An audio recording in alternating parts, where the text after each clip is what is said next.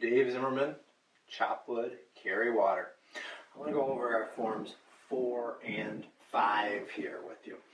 And so this would be our brush knee and push, I usually will call it. Sometimes you'll hear different names out there for different movements in the form, and sometimes even the form is broken up a little bit differently. But for our purposes today, we're going to call this brush knee and push.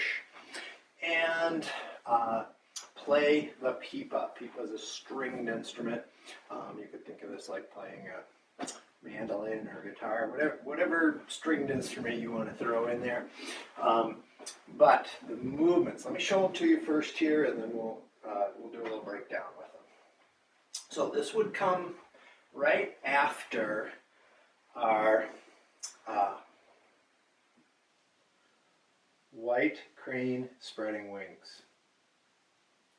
And so I'm going to turn to the right. Now the footwork here is going to work a lot like our brush knee and push did. The hands are a little different. I've got one palm up, one palm down, notice. That's instead of holding the ball. Now I'm going to brush knee and push, and for me I'm up a little bit higher, so it's a little more like a brush side push in my case. But if you're in a real low stance, that'll be a brush knee push. I'm moving into my T-step once again, or you can even pass through that T-step and just go right into your next step, where I'm going to brush, knee, and push to the right. There's a pivot on that back foot, there's a rock back, there's a turn out, and then I'm going to do it a third and final time. Brush, knee, and push. Now this time, I'm going to half step in, bringing that right foot halfway to the left, where I'm going to take an empty step with my heel to play the pipa. So let's break that down a little bit. So as I said, footwork is an awful lot like, well, it really is identical to our Parting the Wild Horses mane. The only real difference when we get to our playing the pipa, instead of a step, an empty step with our toes like we do with our white crane spreading wings, in this case we step with the heel. But we'll give you some timing points as well. So sometimes I think it's helpful to think of this like a dot-to-dot puzzle. And just like when we're young, before we learn to draw, sometimes we'll start to do dot-to-dot puzzles. And so I know if I make a line from point A to point B, from point B to point C, I can turn, and continue, so on and so forth. I can turn that into a shape. Now, ultimately, our Tai Chi movements, we want to be a beautiful picture, a beautiful film, a beautiful movement, rather than a snapshot. However, I think having some snapshots can be really helpful as you start to, to allow you to start to fill in some of the gaps.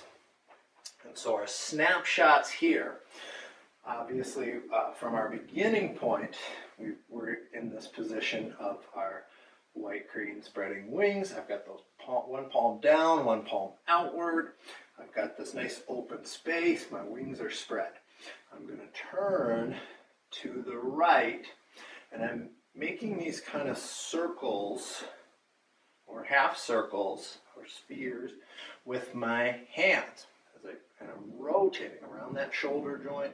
I'm rotating that forearm, and I end up here. So my weight is in my right leg.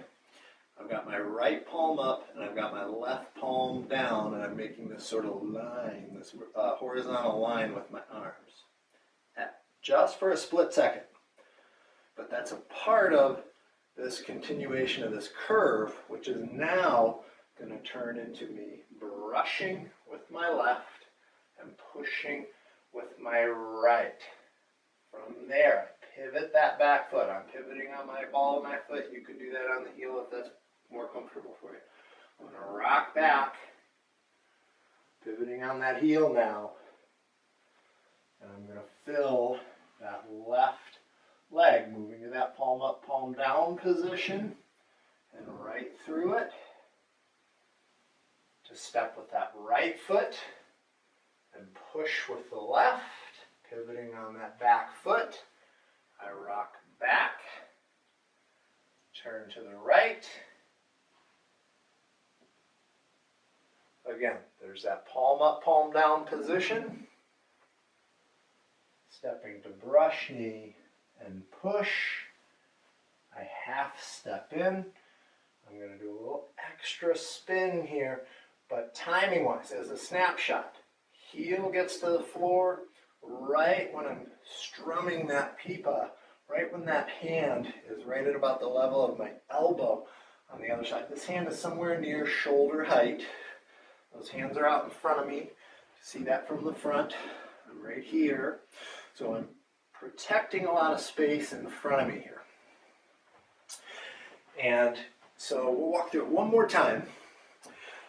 And again, just like in our video on the first few forms, remember we talked about spacing with the arm. We don't want to be too close. We don't want to be overextended. We've got this happy medium, this sweet spot, and it's a range. You can be in kind of a range there, but you want to be within that range. So when we brush knee, for example, we don't want to have that hand real close because that wouldn't offer us any sort of protection at all. We want to be protecting space so that if something came in, again, it's not even that we would block it directly. It's that we would be able to redirect it, right? We've got these axes of movement, our hips, our spine, our ankles. And so as that came in, we would have this nice mechanically strong position, and we could pivot just kind of freely in whatever direction that force wanted to go and just redirect it a little bit. So that's kind of the philosophy behind all of this. So same thing with that brush knee, and same thing with that push here as well. If something were to strike my arm here, again, I'm in a nice strong position where I'm not cramped up and having to get tense to resist against something. I don't have to really resist it at all. I can just let it move on and just, move freely in the axes of my body and of my joints and just kind of let that go on by me. And so, once again, we'll walk through. This is from our crane spreading wings, this is our brush knee and push. I'm going to show you without the T-step this time, where I step right through.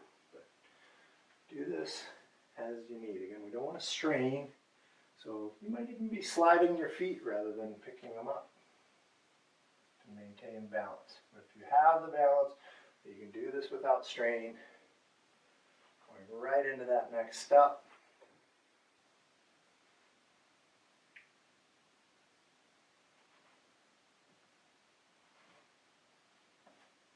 And there I took that little T-step because my balance wasn't feeling quite as good on that side. So I take half step in and play the pipa. Thank you for watching. I'll see you next time.